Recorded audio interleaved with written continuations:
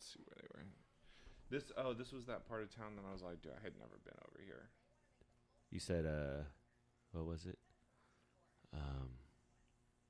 Columbia Street, where all the Italian people are. It was somewhere. No, it's too far zoomed out. It was around, like between Petro Hill and Dog Patch. Let me see. I guess it was basically dog. It was somewhere Russian Hill. Right in here. I guess I could look up the specific address. No shit. What side is this? China Basin. That's the east side. Huh. Has that place always been there? The pasta factory? Yeah. It looks like the warehouses have been there for a long time. Warehouses have been there. Yeah. But they're tearing those down slowly. Because they're building all the fucking... Oh, Hunters Point. So, yeah. So, you used to have the stadium at Hunters and then fucking Oracle's right there. Uh-huh. And then fucking the Warriors is kind of like on first. Yeah, the Chase Center is north of it. Yeah. Yeah. Interesting. Yeah, no one ever hangs out there. That's like a business district and shit. Yeah, I got from there to Pacifica in like 15 minutes. Like there was no traffic. I was like, what the? And then I went down Highway 1, but when I left Montera with like an hour to go to get back to where Danko was, I think, Montera Beach. And I think I even made a stop, and I still got there in plenty of time. Strange. It was empty. Strange times. Yeah, he said it's empty like Monday through Thursday, and then like kind of Friday, Saturday, Sunday-ish. There's a little bit of tourism, but I don't think it was weird. It was weird. It was weird sitting in that dining room without it all like, polished up, and it's just like surreal. I mean, we're here. That's really how it plays out. You're like, it's not over in the sense of the idea. It's just now it's going to be, all right, how do people, kind of behave after this? It's like the main phase of it is over, and now we're going into like closing stage 1 or closing part 1 of maybe 5 or 6. But it's like we're really going to start to see some remnant effects. Yeah, where the last year and a half is like, oh my God, look, restaurants are in the things were still happening. That shit's up in the air. That's like the balls in the juggling is still up in the air. Yeah. Right now is, one drops. Okay, I got 2 hands. Which ones I cannot catch? Yeah.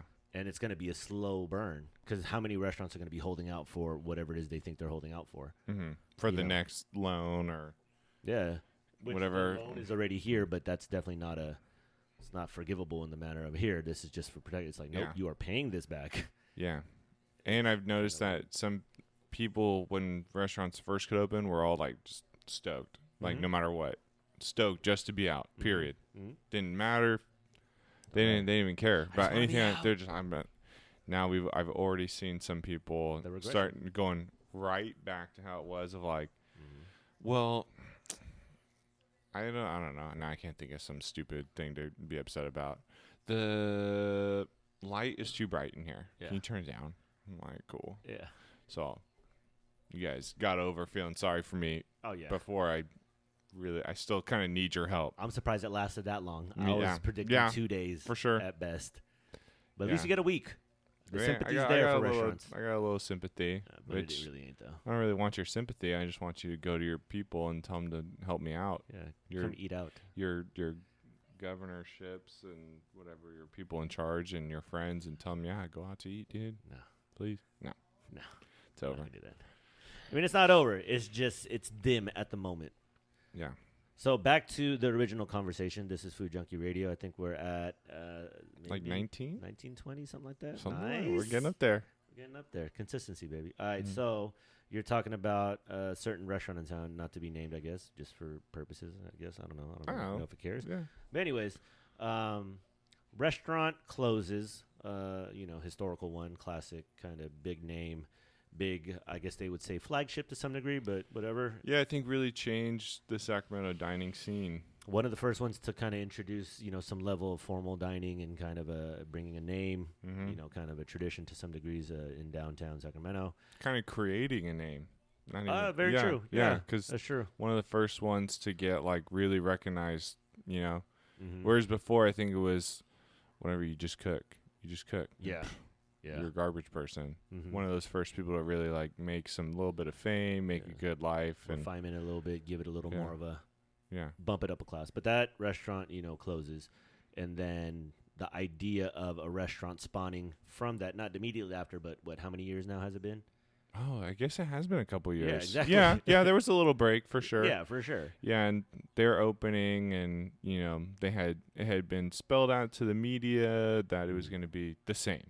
The story is the narrative and going. Then, it's always going to be a little different than what the media says, and you have to know that. And I only have seen little bits and pieces of this backdoor fighting that's been happening, which I don't really care. No, because if you're opening a restaurant, I don't know. I mean, you get to kind of do. You shouldn't lie for sure. True. I think there was I think the reason people are upset is there was an element to they were just straight up lying to people's face. I mean, depending on who is saying it and what they're telling you, because technically, true, there are going to be people, not all of them, but now who's embellishing? Is it the writer or is it the people? That's super ambiguous. But you're never going to find out. Controversial enough to get people talking. No one's ever going to admit that they were the one to say that. Fuck no. They're always going to say it was the other one. Yep. But I think the point we were talking about is can you really steal from your last place you worked at in any way? And I mean, I don't know. I mean, I think you can definitely take parts of it. I think in your mind there has to be some level of I don't know, a percent of like, well, I can only take so much, because then after that there's no creativity. I'm not really selling me, because I think that's what you're doing when you're opening a restaurant, is selling what you believe should be the way, or I believe this is the correct restaurant for this price point. And if you're just kind of copying someone else, I mean, I guess it could work, but I don't know. For me, that'd be no fulfillment. That's my thinking as well. I think you make up a good point, because you could take a successful restaurant and then copy it verbatim.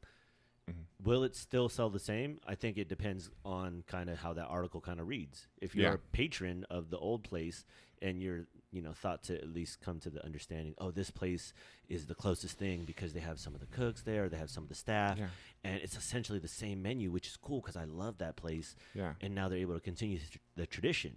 But the backstory says otherwise. Well, it's technically not the family. It's more of a people that used to work there come together and then use the narrative or put the notion out there of this kind of saving grace thing. We're going to bring all of them back, kind of this whole reunion tour, possibly some deal like that to bring some nostalgia. And I think in anything, in the asshole way, it's a good PR move. Yeah, for sure. And controversial, we're talking about it right now. That's what I'm saying. Controversial or not, it brings, at least the name is going to be synonymous with both good. Well, they're going to get a lot of, like, everyone's going to know that name super fast. Yeah, exactly. Whereas, like, people still don't know I exist. No, which is crazy. Not controversial enough. That's fine. You need more controversy. No, I will not. I was just telling the one cook that I've had there now for a little bit, who's only, he's 23. I think he's worked for me for like 3 or 4 years cooking now. Nice. And he has a buddy of his that we just got in, has worked like 10 shifts, and they were having a good time. And it was weird after Saturday night service. Those two cooks and then the two servers I have that are both 22 and 20. I was like looking at them. They were all kind of like taking. I've been trying to like get everyone like a little, I don't know, 5-10 minute go eat your food break. Oh, nice! Look at you. Responsible owner. Well, we can talk about what I feel like about that later too. But it was like so cool. And then my little like high school kid dishwasher. And it was a busy Saturday service, and it was the new guys like last training shift. And so I was there, but I was also getting ready for an event the next day. And they basically did Saturday night by themselves. And I did the math. The average age of the real people who did any work that night was 21. So not bad. I was like felt super accomplished for them, and I was like, dude, you guys gotta like recognize like that's dope. The magic happened. Like you guys did like I think it was like $2,200 in sales or whatever, and that's like only 70% of what we were doing. I'm just ballparking. But for them to head the night together and for a bunch of kids, basically. okay, so is that late? at age, or is that early? To be cooking. Well, to have average age staff be able to, get through a night like that. And see, that's like, this is perfect. I don't get, everyone's always coming after me like, I don't know, man, hiring a bunch of kids, it's kind of hard. And I was like, but you know what, dude? I control their training 100%. Mm-hmm. And they're like, isn't that hard? I'm like, yeah. But you know what's also hard? Running a restaurant. Yeah. So I already knew it was going to be hard. Yeah. So, I mean, there's definitely times where I'm like, damn, dude, I wish you just like knew how to do hot tea service. Or of course. I wish you just like knew how to tell me when you have like 10 of these left and that's going to get you through a weekend. Yeah. But then I get the opportunity to teach that to them. And that's how I have to keep my mindset. I think that's the way it should be. I think anybody who's a quote unquote veteran, for lack of a better purpose, it's counterproductive in a lot of ways, because you might want a certain type of tea service. They might have done tea service every restaurant they've been to, but let's be honest, every restaurant does it differently. Yeah. So for them to come to you, you've done it, but is it the way I want it? Yeah. And I don't care what you do. And, I think that's like, a little how harder much importance are you going to place on it? Because, like, you have this way in of my thinking restaurant, of it. hot tea service is like, I don't care, dude. Yeah. Here's your hot tea. Here's like a lemon, and what you want, some honey. Okay, cool. Yeah. But like, I'm not advertising that. I'm not going to do it all the way up. Yeah. But there would be a server in a hypothetical situation. Oh, well, this is how we did it over here. Yeah. And I'm like, okay, but you know what? Like, I need you taking orders, and I need you running food. And running food, I'm like, yeah, dude, that's normal here. No, but when I was over here, I was only doing expediting and then only VIP. Like, okay. Okay, well, that's I hired you here, and here, these are my expectations. And if you don't like it, my feelings are not hurt. No, exactly. But I don't need you. You need me. Accepted the job. Yes. And this is the job I'm telling you it is, because I'm in charge and you are not. Yes. And if you don't like the job for the wage, that's fine. Goodbye now. I will give you a good recommendation wherever you go and be like, hey, this person just wasn't a good fit for me. Yeah. There's nothing wrong with that. Yeah. But I think everyone gets caught up with like, I don't want to hurt someone's feelings. Like, you know who doesn't have feelings? Your bank account. Boom. My bank account. Don't ever have long conversations with those things. Yeah. That's a wham bam. They don't care. Sad and they don't happy. care. Like, unforgiving. They only know how to go up or down. That's it. That's it. See, we got oversensitive. The industry, in a lot of ways, in my opinion, got sensitive. Well, it got so glamorous, That's the problem. The ego slipped in even more so. Yeah. And for good reason. It brought notoriety. Cool. It got us to this point of understanding. Great. But now let's grind back a little bit. It did some good things. Fuck yeah. It really advanced like how we treat food and where we source it, and it's better for the diner more so than the restaurant. I think the people who suffered is the restaurant biz, because now you have every possible line. What's even harder? Yeah, is thinking they're the next chef, and they're trying to get it done at age 22. Like, I want to be a hot chef out here. But they can't make beurre blanc. No, They can't cook polenta properly. Can't do anything basic. And not to say it's a definitive like, oh well, you have to learn these things. No, it's just about, have you done it 500, 1,000 times? That's usually kind of, and you don't mess up. You do not. There's a certain level of consistency. Only through time it will be kind of inherited. At least in that thinking. That's why they always give me shit when I can tell when they think I'm being too overbearing, because they'll start being, all right, Chef Polo. I'm like, you fuckers. Because I don't feel like I deserve that title, dude. If you gave me a chicken to break down, it'd still take me like 10 minutes or 5 minutes. But those are those people that kind of are like that. Like, I'm a chef's chef, or I'm a cook's cook. Like, yo, I'm leading the way, but I'm no different than you. I'm always in the like kitchen. I'm gonna do whatever I ask you to do. I'm doing it. I would do it. Mm-hmm. There you go. I would not. I'm not gonna sit here and be like, go clean that without. I've never done that. The youth is the future. Yeah, well, that's how it used to be, isn't it? That a long our time industry, ago? Easily. Every chef that we're probably big fans of, you hear all their stories about, I was in France cooking. Yeah, I lied about my age. Just to get in. Yeah. Room and board. I told him I was 15. I was really 13. Yeah.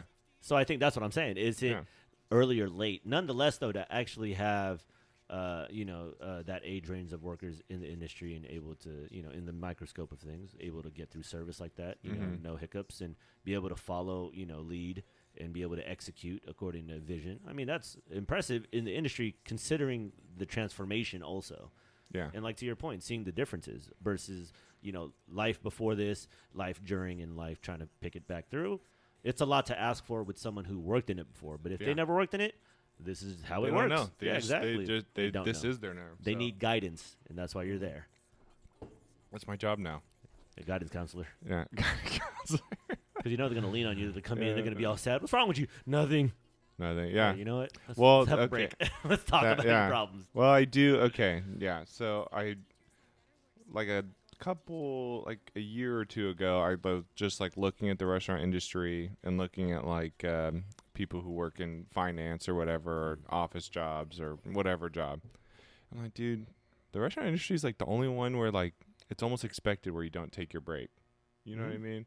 Or it's expected like you don't do this, or that you have to, work that 5 minutes extra all the time, or that, you also do this. I'm like, dude, there's a lot of expectations for a job that's just an hourly job.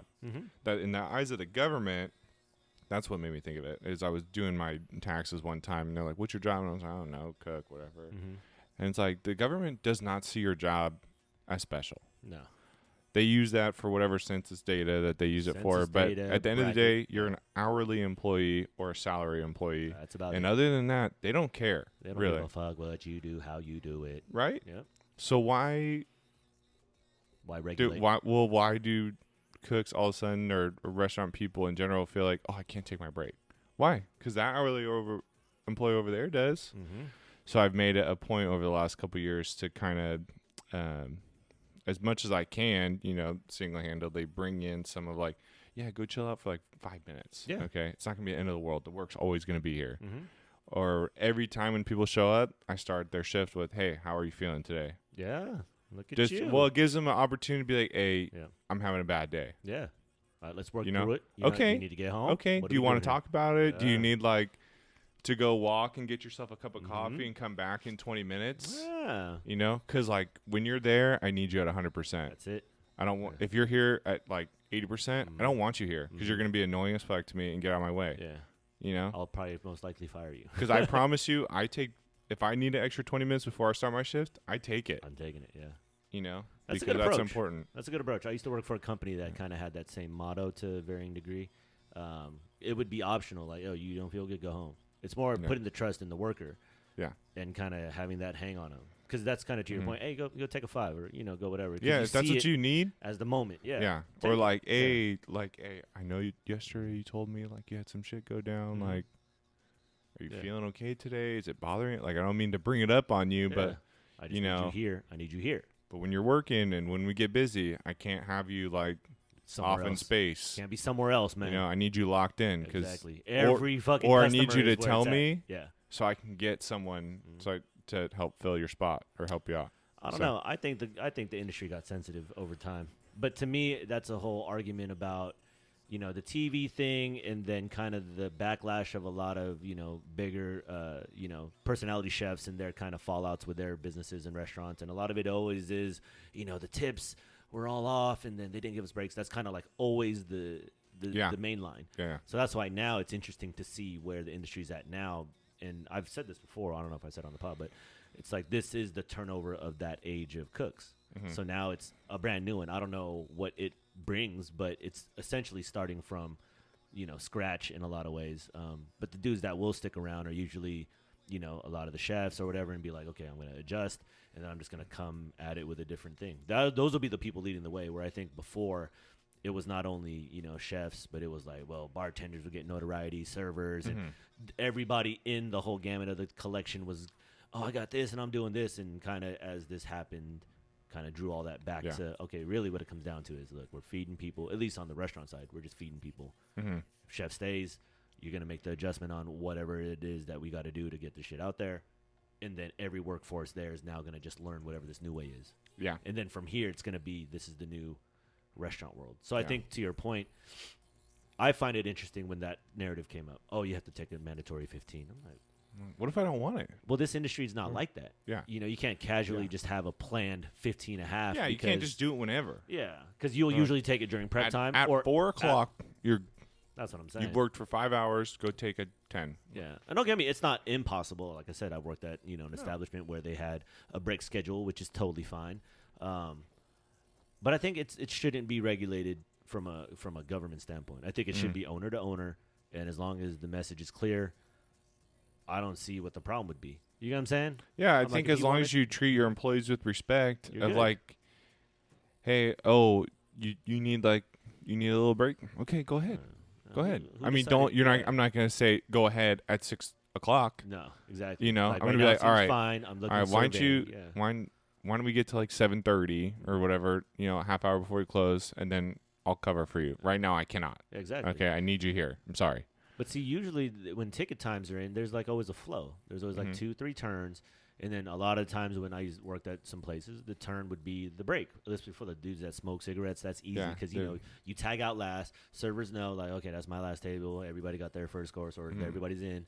So at least that's a solid 5 to 10, leaving a dishwasher and a cook behind. And then the rest of the dudes go out there, you know, take their break or whatever, little 5, little tenner, you know what I mean? And then come back, and then it kind of switches over again. At least, but every place is going to be different. That's why it's not universal. That's why when that shit came out, it was just like, seeing how to try to factor that in, even when you're on the line, it's momentum. Like if you're having a good shift and you're banging through tickets, I'm like, leave me alone. Yeah, don't I'm not talk gonna want to to stop. me. We're on I a don't flow. stop. It's silence. Things are getting there on time. Everything's heated. Everything's checked. It's like, yo, there's a symbiotic thing going on. We cannot mess this no up. one talk about it either. Yeah. It's like a you know a perfect game that a pitcher pitches. You're like, shh, don't even just let it. No, and that's Let's just exactly get how this they were service. on Saturday. That's why it was my favorite spot to be kind of like that floater person because I could See it all. check with the front of house staff and be like, hey, you guys okay? Do you need help? And they're like, no, we're chilling.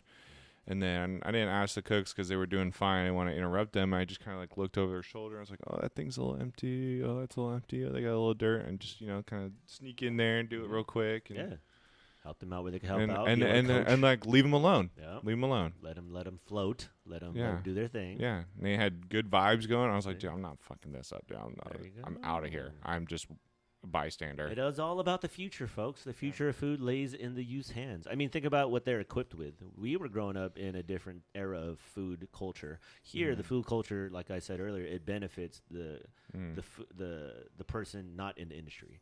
Meanwhile, the industry takes a reverse. So it's cool because whoever sticks passes the new knowledge to this new workforce according to the way it's going to work, and hopefully we'll be able to preserve it. But now the cool thing is the baseline for these dudes in the industry and is high. Is high. They have a very they have at least a understanding of what they think is like regular Thank is you. like advanced. Yes. So yes. which is good for them. Exactly. Yeah. I think good overall. Yeah. That's why whatever this is, as much as, you know, and the grind's going to be tough. 5-10 years, I mean, restaurants are still going to be on the downturn for sure.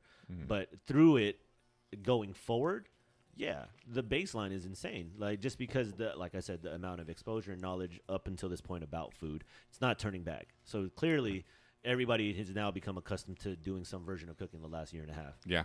And now that knowledge further matriculates into how you go to restaurants, and then in turn, the people who are getting hired at restaurants find their passion in it, whether it's at the youth stage or later, because the only way you're going to want to enter the industry at this point is because you actually like the food or you want to learn. Yeah. It's not one of these things where, I'll finesse my way into, you know, it's going to be finesse my minimum way this. into Food Network and something do like whatever. that, you know, or I'm going to go No, it's place not to gonna- place and build up my name to kind of do my own thing. I mean, right now, I'm pretty sure there's going to be a lot of businesses sprouting up in this, which is ultimately great, but it is just going to be a big mixture and a lot of different things, I think. I am going on. interested to see when all these like Facebook catering, social media pop-ups and whatever, you know, when they all get their chance to get in somewhere, get in a brick and mortar spot, which I assume they're going to do. I'm interested to see that balloon go up really high and then it's going to collapse really fast, and who sticks it out. Who sticks it out? Yeah. Because that's when you And truly what become. sticks it out? That's when you truly become, I guess, in my opinion, and opinion-wise, it's like that's when you know you're doing whatever it is you're doing. It's only you met at adversity. You know, when it's in the downturn and then you overcome it, is now you can be dubbed all those accolades that you shoot for. Only in times of, you know, stress and, you know, times of challenge, if you overcome it, that is what continues to make, you know, restaurateurs that, you know, last 30, 40, 50 years, they've seen the worst that Because could then when happen they in get to the regular times, like, this is easy. Yeah, exactly. Yeah, I've seen this I before. remember during COVID when we couldn't do anything. Yep, exactly. And I had no one working here. Appreciate the time. Appreciate this. You know what I mean? Yeah, and it's like in going all the way deep back in history, that's as early as, I have to, you know, roll the wheat to make flour, only to make pasta. Now it's like, man, we're lucky to have this. And now let's try to preserve what is best preserved. And, you know, in the meantime, try to make efficient what's efficient without integrity being lost. Yeah, that's what I was telling them the other night. I was like, you know, you guys did a good job, but just know this is not 100% busy yet. So, like, celebrate the W, but like recognize you got to keep pushing. What are you, 49ers head coach? What's going on over here? That's how you always got to do it, though, because you know how the ego is for a kid. Like, no, if you give them a little too much, then they're riding on their hype, and then like, oh, we could do this. It's like, and they get beat down. They get beat down fast. Yeah. All of a sudden, that busy night comes in. Yeah, you messing up hella tickets. You checks messing up hella you orders. real quick. Yeah, you know what I mean. Yeah. Oh, return, undercooked, overcooked. I'm like, what's wrong with you? But that's also my job to put them in a situation where they can continue to succeed and not make it so hard. Because the menu could be harder, but then only I can do it, which is then why am I hiring anybody? Okay, now going back to the original question, the staff now, your renegade 21, 22, 23-year-olds. Yeah, all my little they go off children. and they go open up. Oh, and they go do it. I would support them. I'd be like, here, you guys want to know how I do this? Yeah. You just copied your menu. Was like, we're taking. Well, I'd some be of the like, staff yeah, over bro, there. that's kind of messed up. But guess what? I make it better than you. So. Oh, battle. Well, that's fine. That's fine. Yeah. You. Spirit of competition. Yeah. It'll just force me to be better. Yeah. Yeah. But you would assume so. And I think this is some unspoken rule stuff. And I think this applies to food, definitely. But I think it applies to anything creative, more or less, I assume they're going to take parts. Of course. You can't not take parts. Yeah. Well, otherwise, why did they do anything? What, you're just going to spontaneously know all this new stuff? Yeah. No. Or you're just going to come out of something and never use stuff that you actually did. Yeah. Which is weird, too. It's like you going to, Dank and then be like, okay, I learned all these great techniques and worked all these ingredients. Let me just use nothing. I'm never going to use those ingredients, never going to use those techniques. Like, what? No. So you have to use it. And I think it's to the person. I think this is more human nature. People ultimately will come to themselves and be like, I can't just copy this verbatim. That's crazy. Yeah. At some point, I'm thinking. I hope so. I took more. But if they don't, it's really not that big of a deal either. Yeah. I tried to take more of the mindset from everywhere I went to and saw, okay, this is a good kind of quote to follow for this part of it. And this is a good mindset to follow for this part of it. And then let that be my base, not let my base be like, this is how I made aioli there. I'm like, dude, there's like 10 different ways to do it. And it doesn't matter. Yeah. It's not the way it is. It's more look at everything else that's happening. Every time I, move something off the stove here, instinctually now I wipe with my towel just in case a little bubble, and then my area is clean. Yep. And then the floor's clean. Yeah. And then it looks clean. And then my brain is clear all night. Yep. I can see everything immediately. Yeah. It's more stuff like that, or like, at Chipotle, it was like, everyone needs to try really hard together, though, not separately. Yeah. And so it's always like if someone's falling behind, it's like, okay, well, I'd rather have myself be fucked over than you be fucked over. So let me go help you. Because then the guest experience, they'll never know if the kitchen's fucked over. Just they don't know to you in a timely fashion. Doesn't matter what you guys are doing. Yeah. They don't know what's happening back there. That's like still a mystery to them. So hide everything there. Yeah. But if my front of house is struggling, they need help. I'm there. Yeah. I'm there. Because that's what there's ultimately seen at the end of the day. The cooks know all the time. I just like walk away from my station hella busy for like 10, 15 minutes and come back. Yeah. And they're like, how do you do that? I'm like, I have to. It's like homework. It has to get done. Yeah. Dirty laundry. So, they needed help. They were struggling. People were mad that they don't have their booze. As long as you get people their booze, their wine, their drink, they're chilling for like another 15, 20 minutes. Yeah. And we can get them something in 20 minutes, okay? Yeah. The hospitality business, at the end of the day. We get paid to cook. Yeah, we get paid to cook. So you can't get mad when you have to cook. And you're treating these people as if they're guests in your home. Yeah. At least in theory. That's what you get paid for, so you can't get mad about it. Something pisses you off, too fucking bad. But see, the sense of entitlement somehow entered the business. It did. It's like, oh, no, I can't. Nope, I'm in. Oh, we don't do that way here. Yeah. Where instead of, being like, oh, well, we don't have that option available just because of our setup, which people don't know what my fucking setup for all that. But as soon as I say that, they're like, oh, it's just not a choice here. Okay. Explanations, information. They don't care. They don't care past that. No. But if you say, oh, well, he won't do it, then you're an asshole. Ego it is.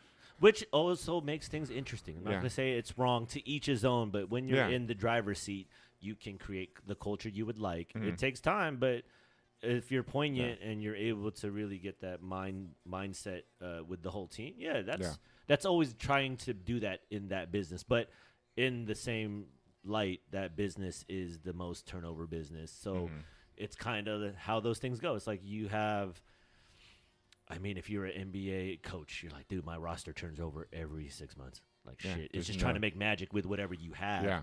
And you get cool. And Well, that's sometimes people survival are gonna mode. Survival mode all the time. Yeah, that's That not is the thrive. industry. No, it isn't. That's why Yeah. to your point, you're like, don't get comfortable, folks. Yeah. Because Well, you're that's riding high, it's high. But I then was it's telling not. them too. I was like, this is like, I'm super stoked with everyone that works here because we all get along enough. Yeah. We could definitely be getting more done every day Like for everybody else. sure. Yep. And we'd probably goof off a little bit more than we have to, but Yeah. everyone treats everyone with respect. Yep. Everyone's kind to each other, and everyone's, 100% trying their best. Mm-hmm. I'll live with that. I'll live with those three things and not being as best as we could every day. I'm not gonna, grind them into the earth to get out an extra 5 onions a day. You know what I mean? Yeah. I'll pull back a little bit. I'll pull back a little bit to keep the morale up because then they're stoked to come into work. Boom. See? They keep the morale up. Yeah. The simple things. It's You trying know. to keep a team together. Yeah. Essentially. Because then once I have them all for 3 years, I can only imagine like all the cool stuff we can do. Now you could win championships. Yeah, finally. yeah, exactly. Yeah. It's true. But That you is have, true. and then they tell their friends or they go out and meet people and people are like, oh, you work at ADAMO's? Like, yeah, dude, it's so much fun there. And then Yes. they meet and then they're like, oh, dude, I heard ADAMO's is like a great place to work. Boom. That's heard- how it matriculates. Yeah. And then you just only attract people like that. Mm-hmm. In theory, that is how And it works. it takes a lot of extra effort from me. Yeah. But I that's go why home you super put in the work. tired, but that's the place I want. That's That's the work what you're I'm putting in. selling. Yes. I'm selling to the guests, Yeah. like, not only are you going to have a good experience, you're going to interact with the staff that's super happy. Yeah. And that matters. You're walking into my environment. That's Yeah. when You're the walking into restaurant- my yes. home. Yes. This is my Yeah. space. Yeah. And, like, if you're going to come in here and be all sour and mad, I'm going to kick you out immediately. That's what it But, should like- be. Refuse the right to give service. Oh, I tell the servers Yeah. all the time. Yeah. If you feel like someone's being an asshole to you, Yeah. do not hesitate to Yep. come get me. Yeah. Because I will not question you. Yeah. I will not ask what I got your happened. back. If you say they got to go, they're gone. Yep. No questions And asked. it gives them a lot of ease of mind, Mhm. I think, to just know that if someone's being too rude to them, they don't have to deal with it. Yeah. Like basically all the stereotypes that come with the industry. You're like, Yeah. look, buck that shit. Yeah. If it's Oh, wrong, the it's customer's always right? No, you Yeah. are not. wrong. You don't know what we do here. Yeah. We're going to teach you probably some things. And if you don't like it, that's fine. Yeah. Yeah. But I'm not going to let you be a downer. You're not going to strong arm me or my business or anything Yeah. like that. Yeah. Yeah, see, but that's what's interesting. See, now my crazy mind goes all the way back. It's like step by step, it's almost there was a slow deconstruction of the restaurant experience. So far to the point where now we become beholden to a customer in a way where it's like, no, they dictate how they want. And, all Yeah. that. And I think it's a lot of it's through, media, social media, anything that is put out there as fodder for everybody to read. Because depending on what you read and how people are talking about things, this think tank, Yeah. goes to It's everybody. almost like the mass is trying to decide for you. Yeah. But you have to stand your ground. You have to have a lot of conviction and be Mm-hmm. like, you may think that's my product, but it's not. No. And I'm here to, Yeah. educate you if you want to listen to me. Yeah. But if you're not going to listen, Yeah, I don't care that about to you either. Yeah, exactly. I'm going to give you the dish because you're thinking I'm just coming here for food, but in reality, how I really get you is the whole thing. Now Yeah. that madness is if you're interested or not, whatever. But that's what I'm doing, and that's to your point. I think in restaurateur type stuff, you're thinking you're selling more than just the food, clearly, and I think it needs to be understood that that is the case. Now, if you're a patron, if that matters to you, great. If it doesn't, cool. It's for both. But as long as it's out there and then you're aware of it, because you would think nowadays, like we talked about, people are going to kind of hopefully be a little more cautious like that. You would want to put your money where your mouth is. Like, I'm going to specifically put this here because all those factors. Yeah. And I think people will be voting with their dollars in that way. I'm going to come here because your employees are happy and you treat them well and the food's good, and I'm not going to go to the whatever that chain is because they all look hella sad. Yeah, and even though the price point's easier and it's the closer to my price point's home, easier for me, but I'm like gonna they're make a choice. they all hate that company that they work for. Why do they? That owner's an asshole. Yeah, but even the patron going in there, man, I know, but it's just the pricing's cool and it's nearby, which is cool. But that's the kind of stuff that when you think about it, for everyone, you're gonna thank you. Either the financial is the most important part to you, that's fine, or some of the emotional parts most important to you, okay, or the food quality, the service quality, I don't know, the drink quality. There's all these different levels that You have to find what works for you. Everybody has a different. And not want. every restaurant is for you. No. That's why there's so many. That's why there are so many. Exactly. And if you're into eating out, and like I said, it is hard if you're not accustomed to eating out, but when you do, it is nerve-wracking. But I think to your credit, if, this becomes like more of a trend with restaurants, and I'm pretty sure a lot of restaurants follow the same motto or same credo to some degree, if not probably majority of them. It's still in those initial contacts and those first things, especially coming out of something like this where, putting the emphasis on there. It can't be, stated, more, because you are dealing with, both different staff and different people out there. And only to know that going forward, that's just good business practice, I think, across the board, even if you're in the industry or not. Yeah. Yeah. So they took your ideas and they put your menu verbatim and you go there. Do you laugh and be like, no hard feelings? I'd just be like, damn, all right, I see how it is. Let's go, player. Let's go. See?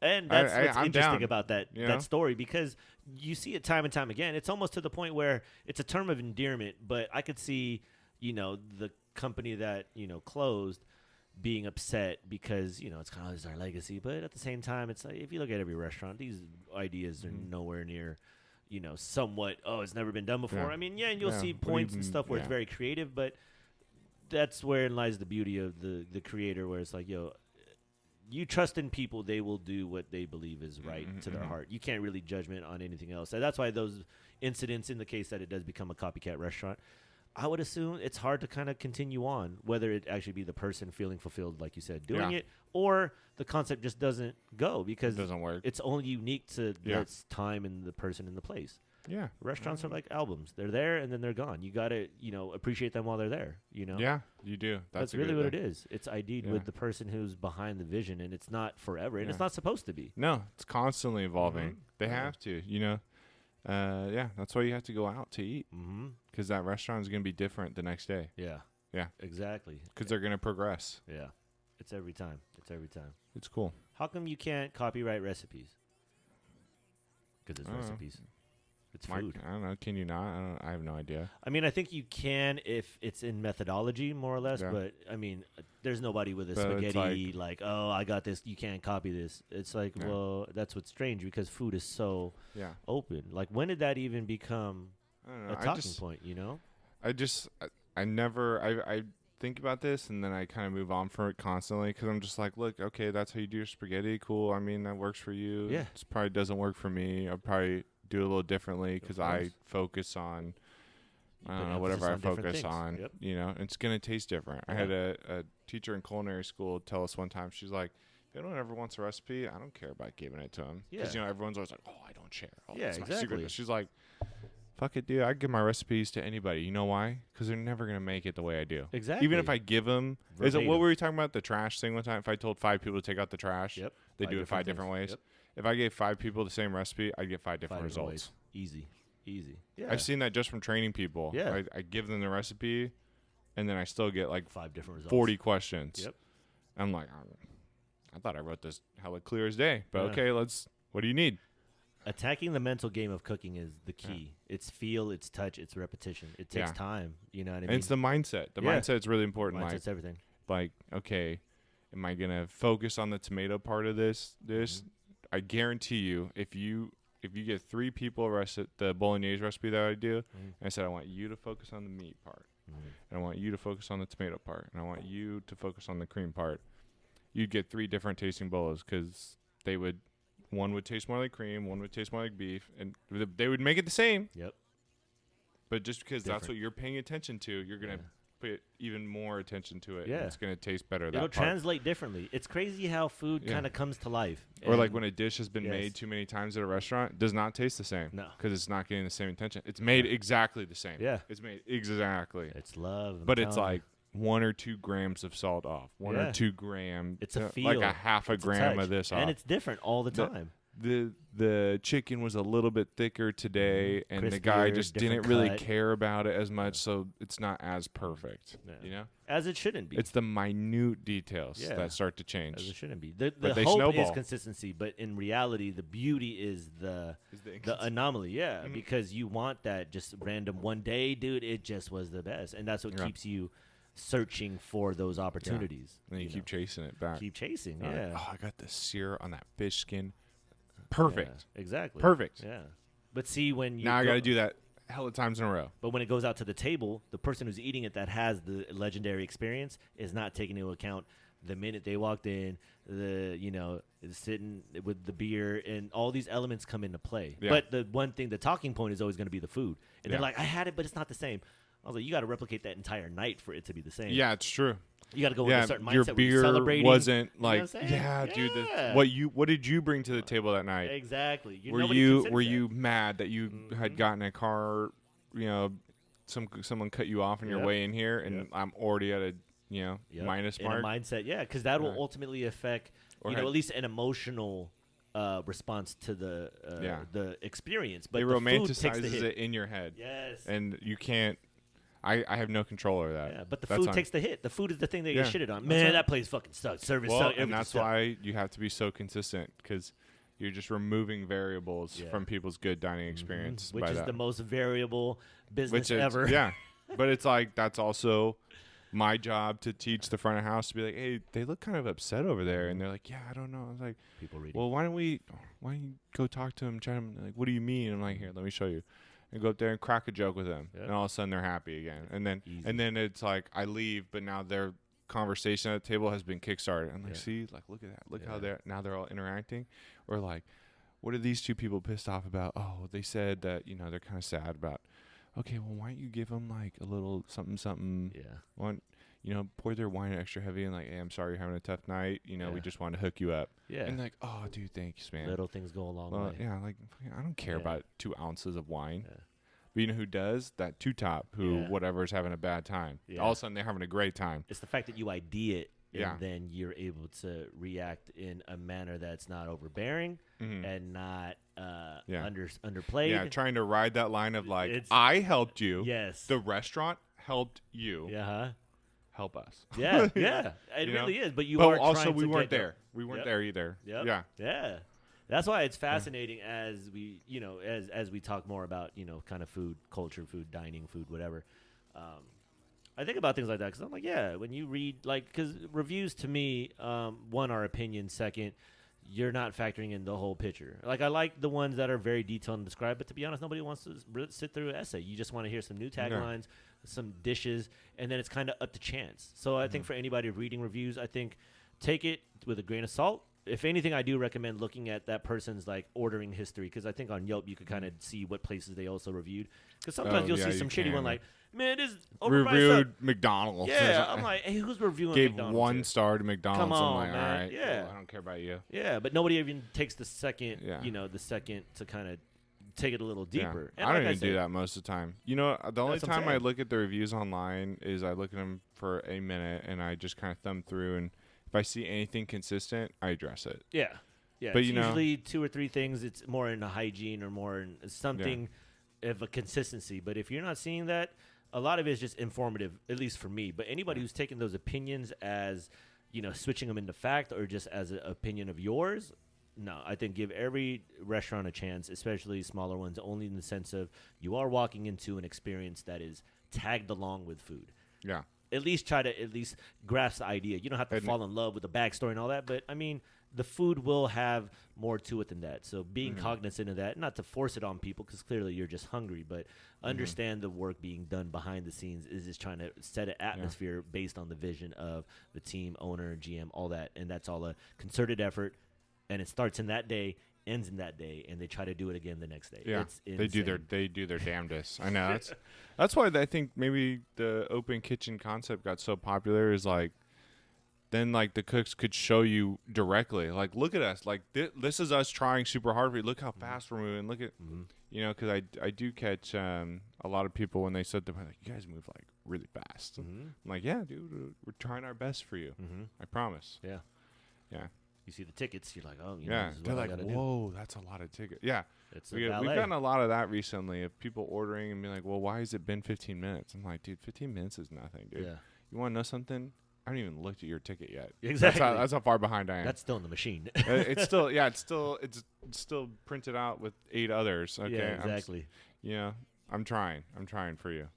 Hey, the restaurant. You gotta have a little patience. Like drink a little bit. Yeah. Yeah. But order an appetizer. It ultimately comes down to how food culture shifts. in our just little micro world here. Because Mm-hmm. we could see everything out there, New York dining scene, San Francisco dining scene, Midwest, popular Texas barbecue. Okay, cool, whatever.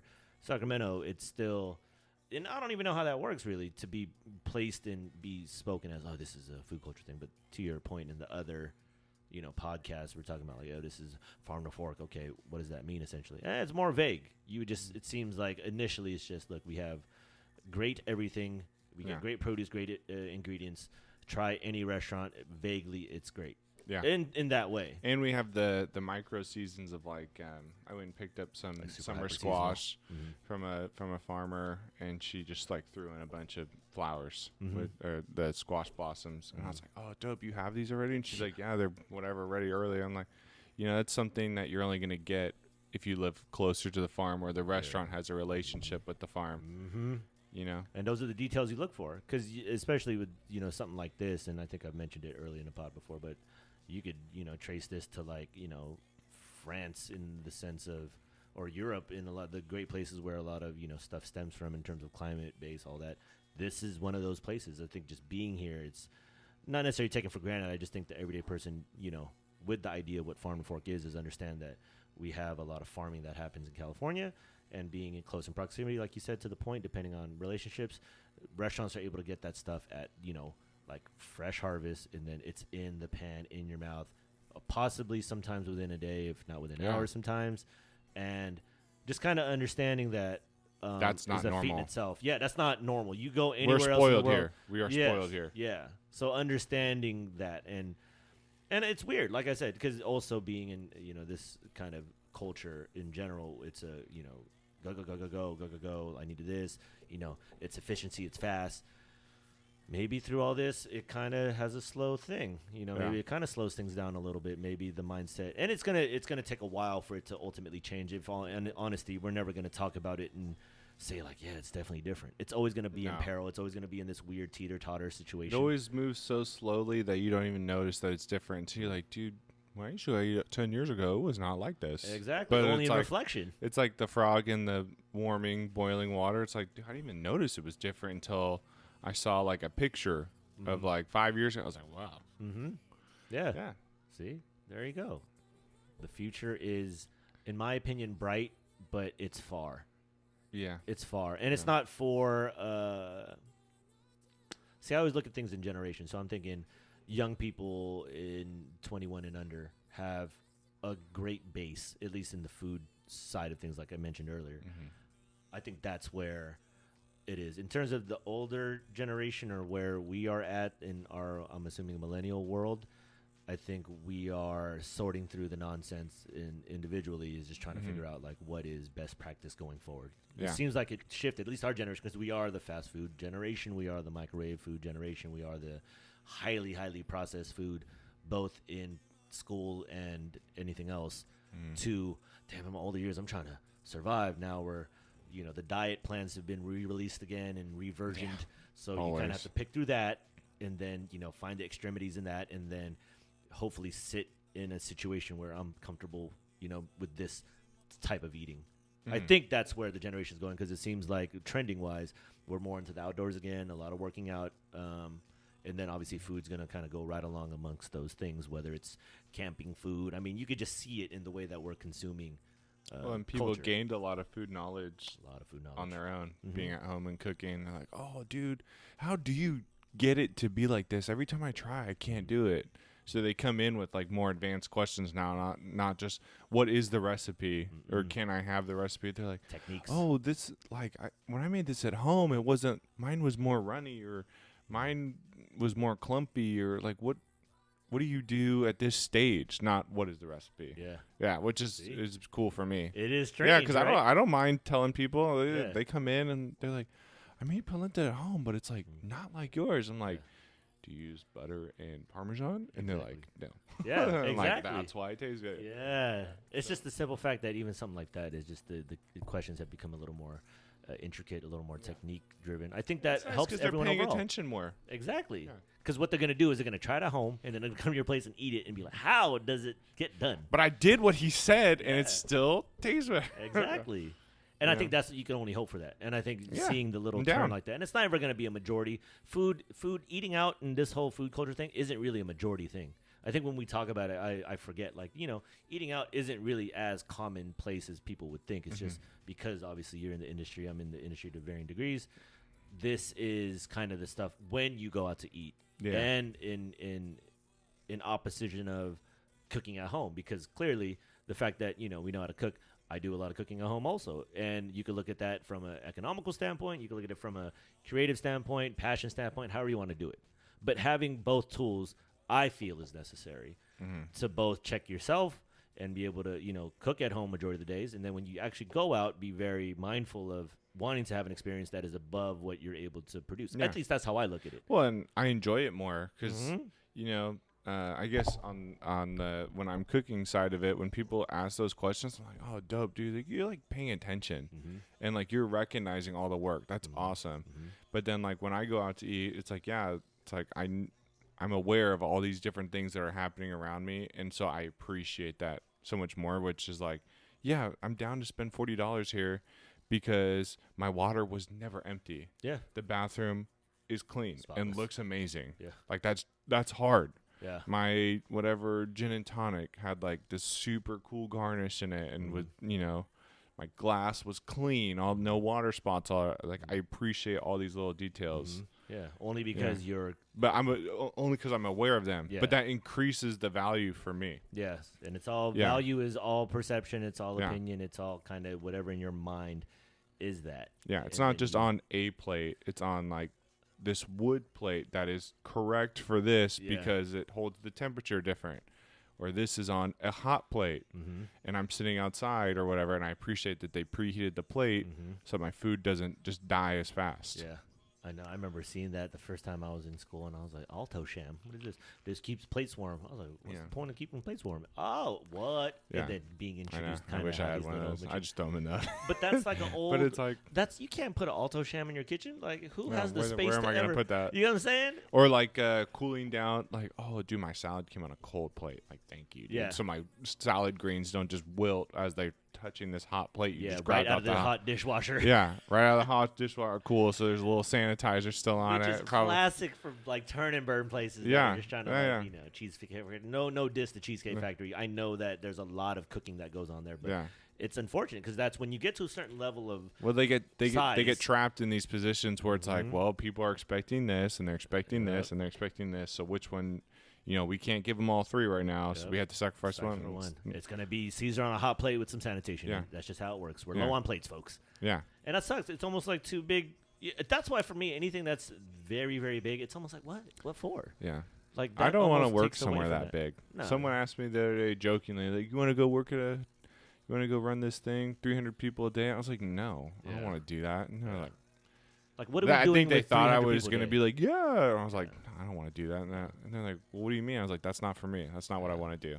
I mean, it's the people that do it. It's a feat in itself. Yeah, no disrespect. Amazing. Like, that's great, but that's not something I'm interested in. Yeah. I want to have, like, a smaller spot where I have more control, where, the diner that's coming in is not just anybody. It's someone who's already interested in what's happening. It's not a ticket. It's not a number at the end of the day that I can be like, You're we not got just this a many cattle. covers. Yeah, cool. Which, I mean, there's a little bit of that, at least on the, I'm assuming, as business turns thing. But I think in today's time, focusing in on just kind of like, the central idea of a restaurant is that. This isn't, I'm not supposed to eat here every day. It's just obviously certain food cultures have become accustomed to eating places more frequent than not. But if anything, this is a place just kind of when people want to eat and have a time, I am creating my space for you to come into my world and, be able to be. Share your time with me. Yeah, man. And let me help make your time more positive. See, time and money is both currency, figurative, literally, all that shit. It all works in unison. Yeah. Value is everything, man. Tell the people what you need to hear. Drink your water. I don't know. Vote with your dollar. What are the other things I usually say? Be kind. This is what happens when you day drink, folks. This is what happens. P likes to wake up, have no coffee, go wine tasting, which is tough on the job when you have to do this, before lunchtime.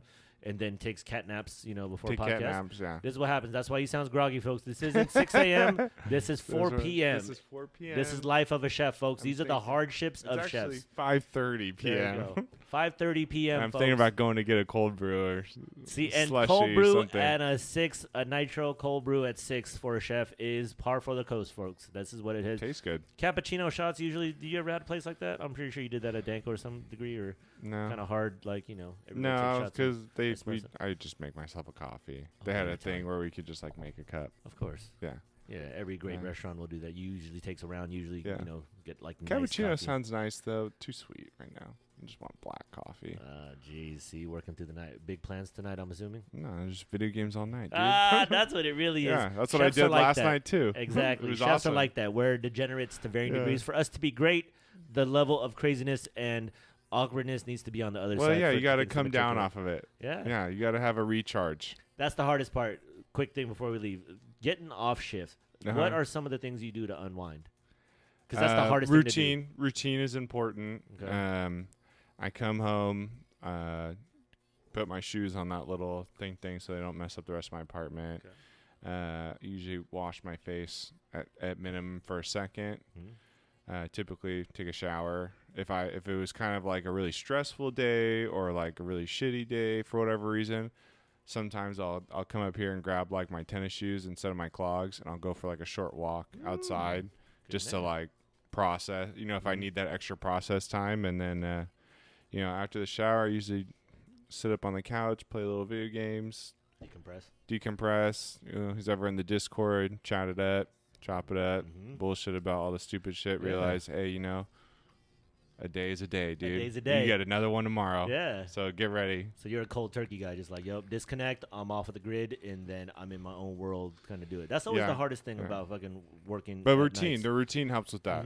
Yeah. Because then it's like, all right, it's time. My brain is like, all right, it's time to forget about that. Move on to the next thing. See, that is a very mature answer, folks. This is a mature chef. This is a mature cook doing these things. In the degeneracy part of things, usually this is why chefs and cooks are, always liable, or not liable, but always at risk to being, alcoholics and shit, because to unwind. Only thing else is open is bars. Yeah, and you're eating out late. Bars are open, and the adrenaline's rushing, especially if it's a Saturday, Friday night in a normal circumstance, trying to unwind. I mean, it's just that's a common practice. Well, that's another reason that giving people that 5-10 minute break to eat has been helpful too, because I take one for me, so I actually eat like a dinner or some version of enough food to like hold me over to the morning, so that I go out for breakfast. Yeah, so you're not eating at so I can go Spanish eat spot. some salad with green goddess dressing instead of like, let me go get a burger and fries. Exactly. And then, fuck it, dude. Yeah, let's do some shots. Yeah, exactly. That's what I'm thinking. I got all this grease. I'll be fine. Yeah, and don't get me wrong, folks. This is the toughest part about the industry coming in early, is because that is a common form of practice. There are ways to kind of wiggle your way through those practices, because it seems like that is more common than not. Now, I don't know what the industry looks like going forward and all that, but that is a pitfall that happens in that industry, clearly, because it's around you, it's plentiful, and your non-industry friends want to hang out with you. They're out clubbing. It's the coolest thing to be after by a the shift time is that you person. join them, or they're already drunk by the time you join them, so you try to catch Trying up. to catch up. You smell like onions and garlic, and then you're over here just the sweat on your back. You feel gross, but you just kind of You've like changed your shirt. Yeah, but everywhere you go, you're knowing people. Everybody's like, "Oh, the bartender here," and that. Yeah. You get into that whole thing, Yeah. and then it becomes It's this. Yeah, so you got to resist. I know this is degeneracy. Yeah. We're talking this. I'm talking about this after the fact, but when I'm in it, you get taken I by used the. to, You get taken. Yeah, you used to get- go to whatever that Centro and drink like 6 margaritas a night what I'm saying. minimum. Yeah, see, it's minimum. weird. But see, did you learn that behavior from being in other restaurants before? Yeah, it was just let's go hang out. That's let's go how hang it out is, after right? shift. The restaurant culture is like that. As Yeah. much as it gives you in the interim, like how great it is in theory, but when you're young and impressionable, like you're just going along with the audience in the crowd. Yeah, well, you had like a really good time. No one wants the party to end, right? No. And then you're still at a bar drinking, and the sun's coming up, and you're like, Fuck. let's go get some Let's breakfast. do another shot.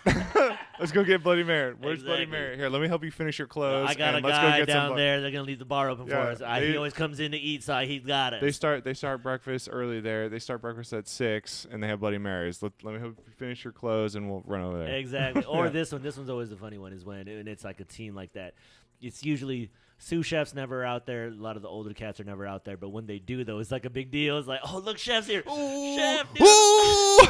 Yeah, it's always Yo, chef's drinking. What you drinking, chef? Oh, let me buy you a drink, chef. And it's like, bro, you don't need to buy him a drink. Exactly, bro. He runs this motherfucking joint. He know everybody here, and he's always sipping. Just either it's always one of those weird things. It's either he's got like a bottle of champagne to himself, or he's drinking 1942, just sipping it like 1942 straight. Yeah, straight, like, just hanging in out like a slightly chilled glass, and you're like, bro, how do you do that? Yeah, dog. That's that. See, and that's kind of the balance of the industry, at least to me, is when you have veteran guys like that and chefs out there, and they come out. It is cloaked in some superhuman shit because you're like, this dude's the visionary. He gave us all the opportunity to work, and then you see him out and about. He's a normal guy. As a regular ass dude. Yeah, and you kind of have to be that guy to varying degrees. There has to be this cloak and this bravado that always comes with the territory. You got to keep your level headed. You can't ever be out of sorts. And if you are, usually your sous chefs cover up for you. Your right hand man will be right there for you. Bro, get the fuck out of here. Exactly. You'll get chef out of here. Or the sous chef will know what to do in any case. Yeah. Sous chef for life. That's just how it works. You know what I'm saying? Yeah. I just had to know that just because the unwinding part is always one of those things that I always think about. I'm like, yeah, that was also hand in hand with the industry. As much as I learned from it, all my brain cells were taken away from it at the same time. So no, set up a routine that allows you to switch modes. See, let's be mindful, folks. Let's be mindful out there. Change the engine setting to a different setting or something or whatever it is. See, different frequency. But it's not bad to dabble in it for 1 year. No, have fun, dude. Don't make it 8, 9, 20 years when like you're some young, cats. dude, party up, dude, because guess what? The hangovers get tough. So take advantage when they're not. That's the truth. Food Junkie Radio P, thank you so much, brother. Always a pleasure. pleasure. All right, man.